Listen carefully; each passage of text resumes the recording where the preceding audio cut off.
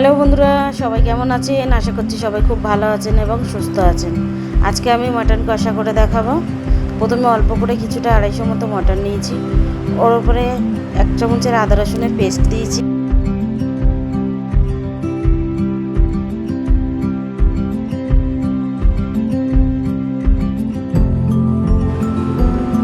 এক চামচ মতো সর্ষের তেল দেব। এরপরে অল্প করে গরম মশলার গুঁড়ো দেবো।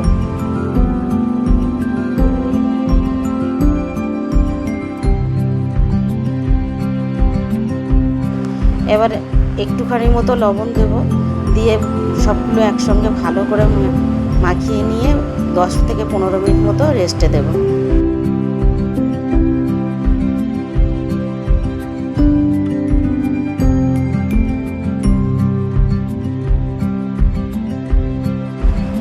সর্ষের তেলটা আমার মনে হচ্ছিলো একদম কম হয়ে গেছে, ওই জন্য আরও একটুখানি নিয়ে নিলাম। এখানে সর্ষের তেলই দিতে হবে, অন্য কোনো তেল দিলে হবে না। এবার একটা কড়াইয়ের মধ্যে বেশ কিছুটা সর্ষের তেল নিয়েছি, নিয়ে একটুখানি গরম করে নেব।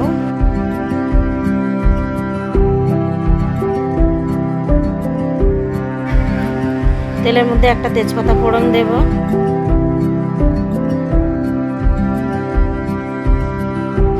কুচিয়ে রাখা পেঁয়াজগুলোকে তেলটা গরম হয়ে গেলে এবার দিয়ে দেব।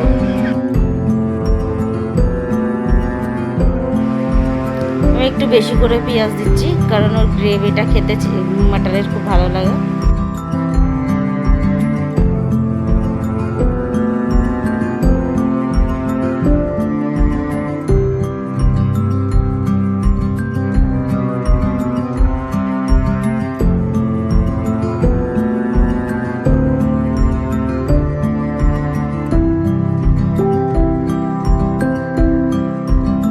পেঁয়াজটা হালকা নেড়ে চেড়ে লাল করে নেব, বেশি লাল হবে না। ওর মধ্যে আমি ম্যারিনেশন করা মাটনটা দিয়ে দেব।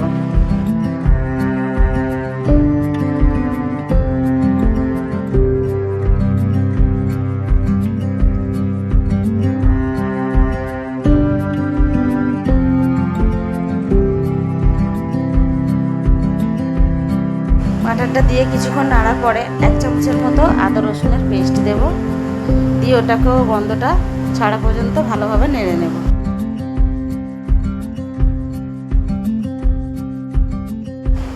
এখানে আমি একটুখানি জল দিয়েছি, দিয়ে একটু ভালোভাবে কষিয়ে নেব। তার মধ্যেই আমি গুঁড়ো মশলাগুলো এক এক করে দিয়ে দেব। গুঁড়ো মশলা, লঙ্কার গুঁড়ো, হলুদ গুঁড়ো, আর এখানে আমি একটু কাশ্মীরি লঙ্কাও দিয়েছি কালারটা সুন্দর আসার জন্য, জিরে মরিচের গুঁড়ো দিয়ে সব ভালোভাবে মশলাটাকে একসঙ্গে কষিয়ে নেব।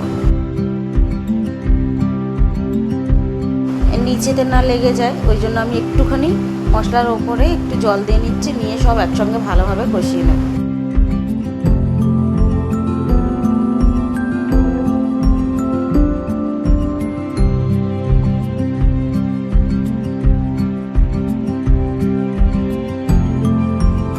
মাংসটা একটু কষানো হয়ে আসলে এখানে 2 চামচের মতো ফেটিয়ে রাখা দই দিয়ে দেবো, দিয়ে ওর সঙ্গে ভালোভাবে কষিয়ে নেব।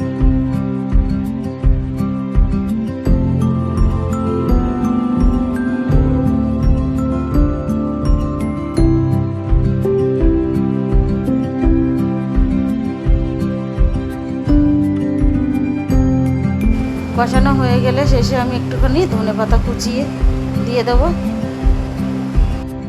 রান্নাটা ভালো লাগলে অবশ্যই সাবস্ক্রাইব করবেন আর লাইক করতে ভুলবেন না। সাবস্ক্রাইব করলে নতুন ভিডিও করতে আরও বেশি ভালো লাগে।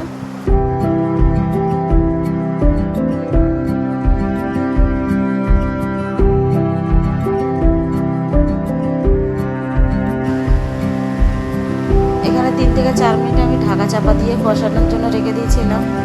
মশলাটা দেখতে পাচ্ছেন আমার ভালোভাবে কষানো হয়ে গিয়েছে। এবার আমি এটাকে প্রেসার কুকারে সিদ্ধ করে নিয়েছি। দেখতে